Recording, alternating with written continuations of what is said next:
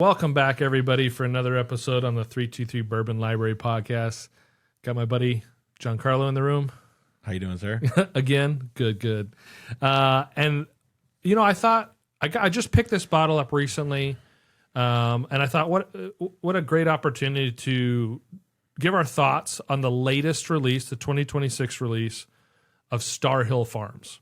This is the second year it's come out, and so wanted to dive into that and give a little history on Star Hill Farms. What is it? For those that are unaware, it's a Maker's Mark brand, and it's the first time in over 70 years that Maker's Mark released something other than their basic recipe that they use. Nice, which is crazy. I like where this is going. So, what is Star Hill Farms exactly? So, Star Hill Farm is the historic 1,100-acre estate in Loretto, Kentucky, that serves as the home of Maker's Mark Distillery. And for 70 years, it has only used the mash bill 70% corn, 16% soft red winter wheat, 14% malted barley, to ensure absolute consistency for their bourbon. So last year, 2025, the launch of Star Hill Farms Whiskey Series represents, or last year when they launched it, it represented the first time in the distillery's entire history that they completely altered their grain recipe. Instead of a bourbon, they created an ultra premium American wheat whiskey by completely dropping corn from the mash bill, which is wild. I think there's a lot of wheat whiskeys on the market that still have corn in the recipe, but this one has no corn. Furthermore, this series serves as a liquid showcase of the distillery's push into regenerative agriculture, utilizing grains grown locally via sustainable no-till farming methods, and it's the first globally recognized whiskey to carry the official estate whiskey certification from the Estate Whiskey Alliance. Don't know a lot about that. What you're doing there. It sounds important. So unlike the standard consistent releases, the Star Hill Farm line changes radically every year, which I didn't know last year. And so we've got here both editions, 2025 release and the just released 2026 release. So 2025, the inaugural release, the concept for that was to set out and isolate and elevate the signature grain of Maker's Mark bourbon, which is the soft red winter wheat, without masking it with any of the sweetness of corn.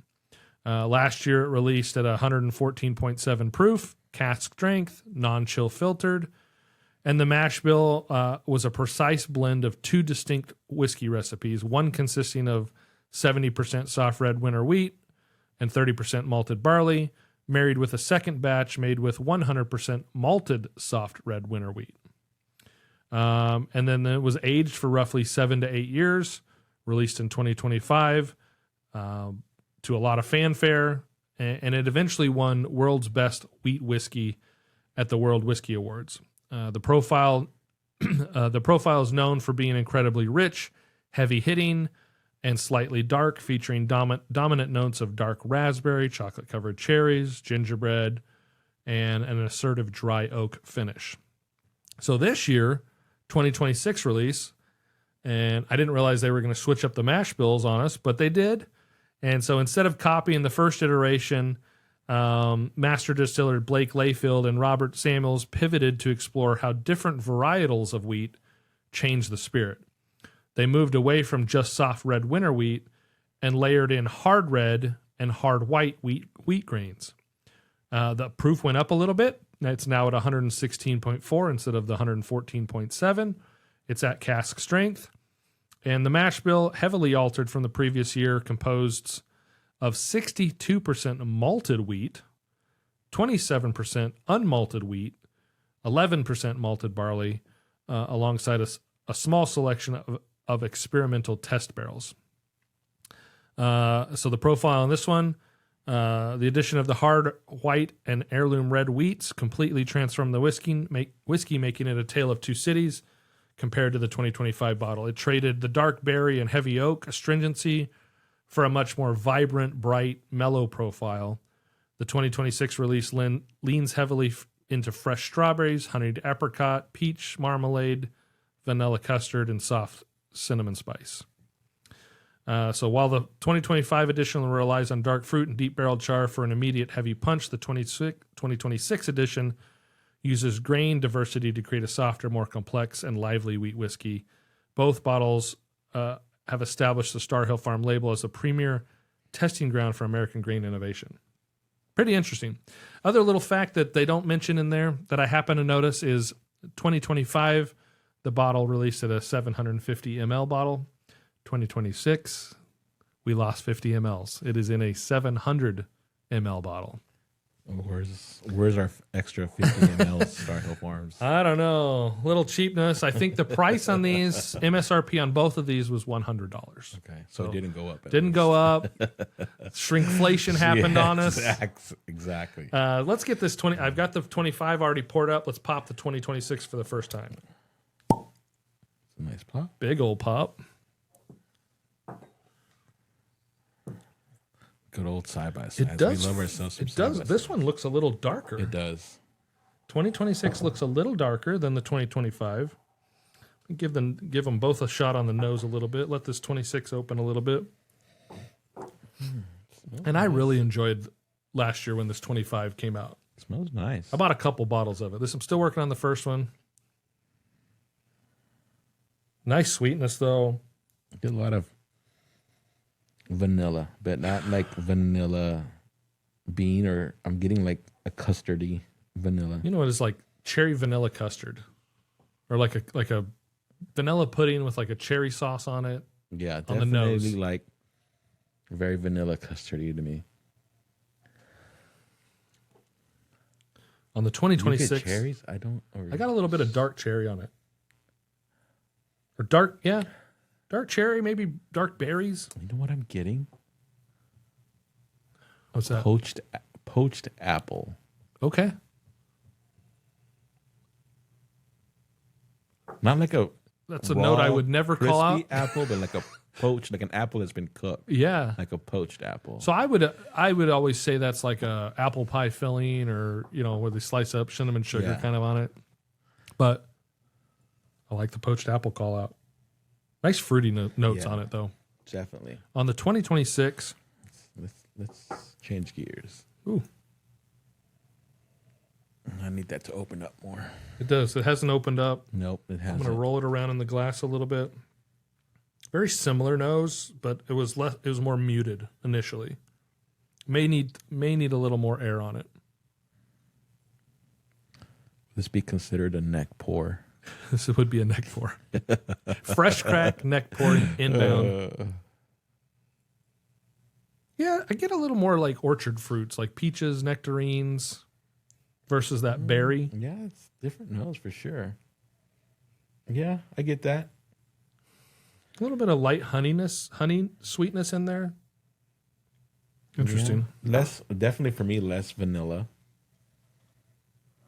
More honey sweetness.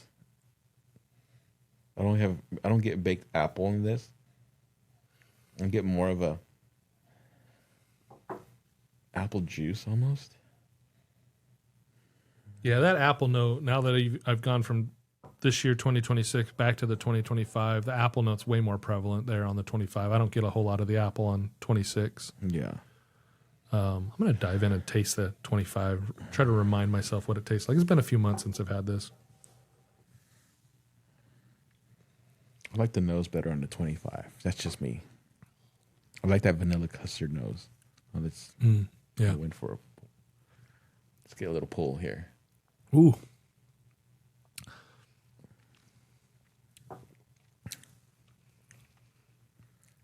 '25's got a little like, That drink's different than when I thought it would drink. yeah, spicy. Mm-hmm.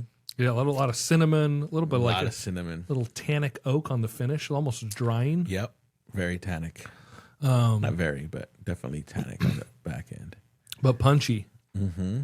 So this It's is the warm. lower proof one, Oh, really? 114.7. So the other I one's, can feel the warmth. I'm going to taste it again before I go to the 6.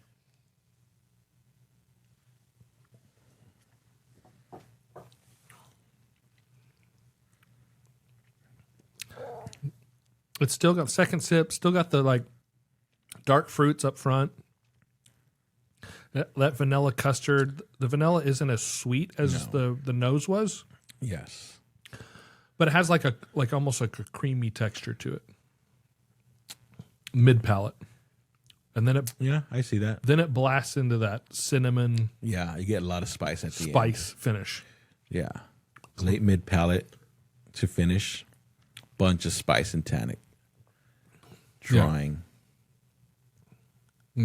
Sure it's from the oak, but It's interesting. it's tasty. Wheat whiskeys feel like they made there were a bunch of different wheat whiskeys that came out last year. You had the Heaven Hill Heritage Collection, 19-year-old wheat whiskey. You had this come out. Bernheim, obviously, from Heaven Hill. They always drop their wheat whiskeys. They just dropped, I think it was this year, though, 2026, the 10-year wheat whiskey from Bernheim. But like you said, a lot of those still have corn in them. Correct. Yeah, I don't know if any of those have any that are just pure wheat. And I think wheat that barley, may I be guess. missing, at least for me, The the sweetness. sweetness from the corn. Yeah, I do like a little bit of corn sweetness in it. Yeah. It's a different take on a whiskey. I liked last year. I'm interested in this year. Go back and nose this one more time. On that 2025. I'm starting to open up some more. I'm still getting More apple.